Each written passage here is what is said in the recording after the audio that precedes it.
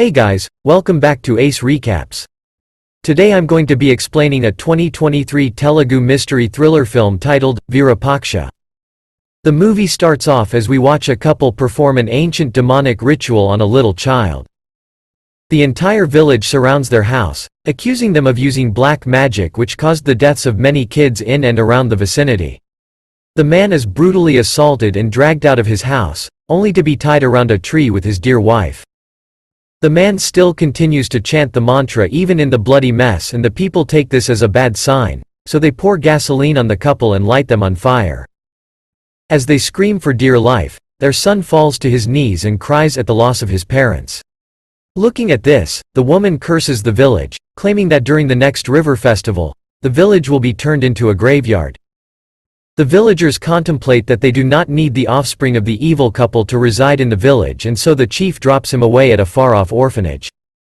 The river festival in the village takes place once every decade during the lunar eclipse.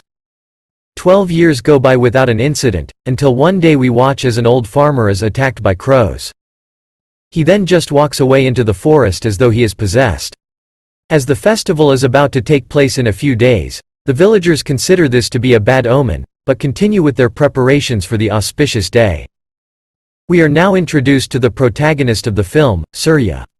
His mother moved away to the city years ago, and so he along with his mom and brother are on their way to the village, to celebrate the grand festival and reunite with their long-lost family. They decide to crash at their aunt's place, Sudha, for the coming days. That night, as they light up a doobie, Surya notices someone stealing a chicken from the farm. When apprehended, he realizes she's a beautiful woman and lets her go. Double standards, am I right? I'd do the same, to be honest. The next day, the family goes to have dinner at the chief's house. That's where he runs into the chief's daughter, Nandini, and figures out that she's the same woman from the previous night. He now seems to be smitten by her beauty and charm.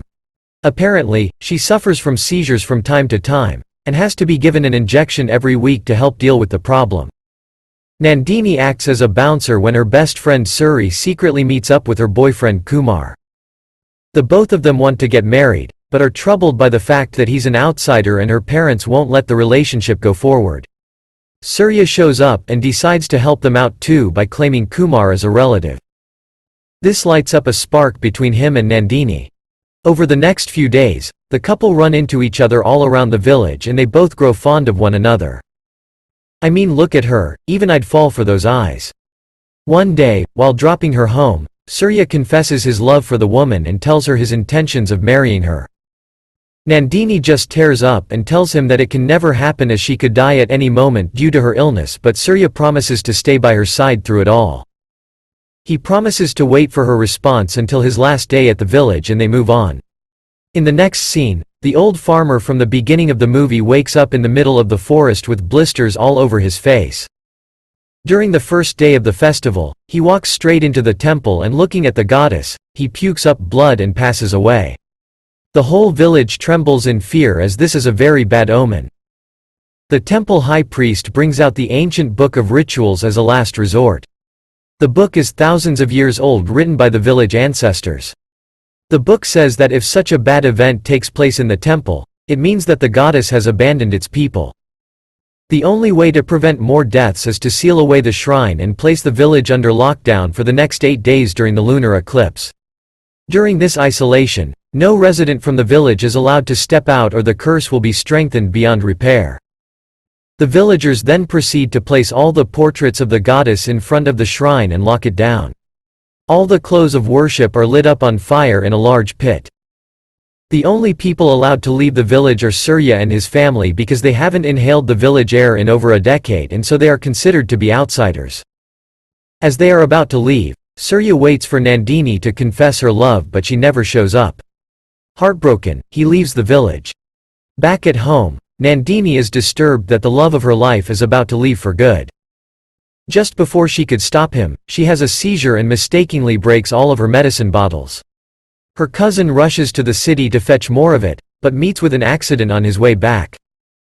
Surya runs into him and is informed about Nandini's condition. He decides to risk it all for love, and rushes back to the village. Just before the seal is completed, he crosses the border and is now stuck in the village for the next 8 days. Luckily, Nandini makes it this time. That night, Suri decides to sneak out of the village and elope with her boyfriend Kumar. They meet at the railway station and are happier than ever after putting the lives of everyone at risk. Not having any educational background, Kumar promises to take care of her in the city as she abandoned her entire family for him. Just as he's profusing his love for her, Kumar is hit by the train and is unalived on the spot. Traumatized by what she just witnessed, Suri walks through the forest and back to her village. The second she crosses the border, all the lights around go off. The curse is now stronger than ever because the lockdown was broken. She walks to the outskirts of the village, and does the unthinkable by walking face first into a beehive, unaliving herself. The next day, Nandini walks up to Surya and confesses her love for the man. She gifts him her mother's locket which she believes will ward off all evil. That night, Surya's aunt Sudha hears cries around her house. She goes into the forest looking for the source, and as she gets closer, the screams get creepier and louder. She is spooked by a man, who then proceeds to unalive himself by slicing his throat with a sickle. She screams in horror and the people around come running to her rescue. The next day, Sudha seems to be in some sort of trance state. She walks up to her stitching station, grabs a long needle and unalives herself by driving it through her ear and into her brain. During the funeral ceremony, the villagers realize that they are in deeper trouble than expected. Since the village is under lockdown, they are forced to cremate the two bodies within the confines on the barrier, turning the village into a graveyard, just like the woman in the beginning of the movie claimed. A grief-stricken Surya promises to figure out what happened as the woman never seemed to be suicidal. Just then a religious sage living in the forest gets to know about what's going on in the village by reading a dead crow. He informs the villagers that they are all going to be unalived soon if they don't come to the bottom of it. As he reads the energy of the village, he lets them know that it was actually 4 people that have passed away and not 2 as someone already broke the village seal. Terrified, the villagers look around but don't find anyone missing. Surya on the other hand, takes on his own investigation. He finds Sudha's swollen body due to the stench and tries to hide the fact that she left the village to not cause chaos for the people. The things in the village don't seem to be good. Cow milk and water turn to blood, confusing the villagers if they should even be drinking anything. On approaching the high priest, Surya figures out that the first person to see the dead will be sucked into the trance state by the evil spirit and end themselves within 24 hours. He realizes that the first person to find Sudha was none other than the love of his life, Nandini. He runs to her rescue, but just before he could stop her, she jumps into a nearby well. He fetches her out and brings her to the chief's house. She is now in a coma and possessed by the evil spirit.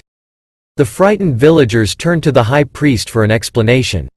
He claims that the last time events like this took place was 12 years ago when children around the village started to die one after another. One night, somebody spots the evil shaman performing a demonic ritual on a child and they start accusing them for performing black magic and burn them alive. He believes that this was the start of the curse. A few days later, villagers start hearing cries and screams around the house, and so they hold a prayer and seal off the house for good. Nobody dared stepping into the confines of the residence ever again.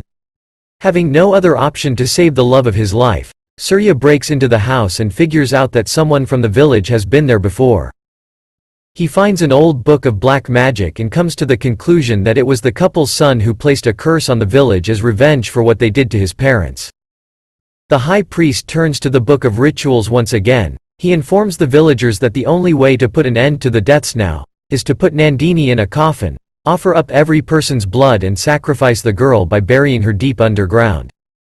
The villagers, in a fit of desperation, decide to do what the book says against the chief's wishes. Just as they are about to do so, Surya shows up and a fight scene commences. He vows to end the lives of the villagers if they touch Nandini's body because clearly the city boy is as strong as Batman. He requests the high priest to leave the village for 8 hours to solve the origins of the pandemic. If he isn't back by then, the villagers can do what they must, and so they let him go as the seal was already broken by Suri. Surya heads straight to the orphanage where the son of the evil couple was dropped off. There he learns that the boy was an odd child and nobody would ever talk to him. He always kept chanting mantras, and if he was bullied, he'd use the spells to harm the kids. As he grew older, he got stronger and started performing sacrificial rituals to enhance his powers. All the staff and kids were terrified of the child, and one fine day, he ran away from the orphanage, never to be seen again. He continues on his journey and spots lights in the forest and crosses a river to get there. We see a large group of shamans, performing their own rituals and smoking pot. He runs into the sage and guardian of the village. As Surya explains the events to him, he realizes that such rituals can only be performed where no sunlight touches the ground, and they both head off into a cave. There he finds a picture of the evil man. The kid at the orphanage was none other than Kumar itself. He pretended to be in love with Suri to get her to break the village lockdown and begin the curse. On reading the energy in the cave, the sage says that Kumar sacrificed himself first and transferred his soul from his body to Suri's through her eyes. He continued to do so, unaliving multiple people in the village. They find the original book of rituals in the cave and figure out that the one in the village was fake, as someone there was helping him execute his plan. Meaning that sacrificing Nandini is not the real ritual that needs to be taking place, but a way for the village to commit mass suicide by sacrificing their blood. The goddess never abandoned the village, but all prayer was halted for the smooth flow of the evil ritual. Back at the village, everyone starts panicking as there's no time left. They take away Nandini's body, place her in the coffin, and start offering up their blood one by one. Surya heads back to the village thinking that it was the head priest committing the crimes, since he was the one commanding the villagers. As they get there, they open up the temple and Surya heads to the chief's house to save his beloved. There he doesn't find anybody, but in the house he discovers a secret tunnel. In there he realizes that the couple had a daughter too. The final twist of the movie is revealed. The real culprit was none other than Nandini. He understands his mistake and rushes to the sacrificial altar to inform the villagers of his findings, but it's too late. Everyone has already been possessed, and Nandini has built a protective shield around her to stop any interruptions to the ritual.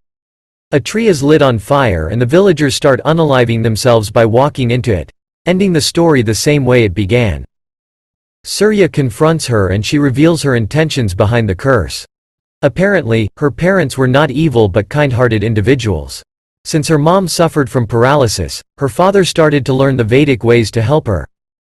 He mastered the art of peaceful rituals, and the last stage was to use a dead person to save his wife. He was not conducting any demonic rituals on the kids around the village, but they were all dying due to the widespread disease of cholera. She started having seizures after witnessing her parents being lit on fire, and she never forgave the villagers for their shortcomings. The chief of the village found the little girl in the house and adopted her as his own, not informing anyone about her real parents. One day, she heads back into her old house and runs into her long-lost brother. The both of them learn and practice ancient demonic rituals to avenge their parents. She even sacrificed her own brother to begin the curse. Surya begs her to reconsider her choices as she's now found love, but to no avail. Come on man, would you guys still love your significant other if they turned out to be a psycho serial killer? The woman, consumed by vengeance, is adamant on destroying the village, and having no choice left, Surya stabs himself to get her to stop. Nandini runs out the protective shield to help her boyfriend, but she still continues to chant the evil spell. With a heavy heart, Surya stabs the love of his life, ending her evil wrath once and for all. The movie ends as we watch Surya and the villagers mourn the dead and promise to never perform any sacrifices ever again. That's all folks. Thank you for watching. If you like the video, please don't forget to like, share and subscribe. Have a great day.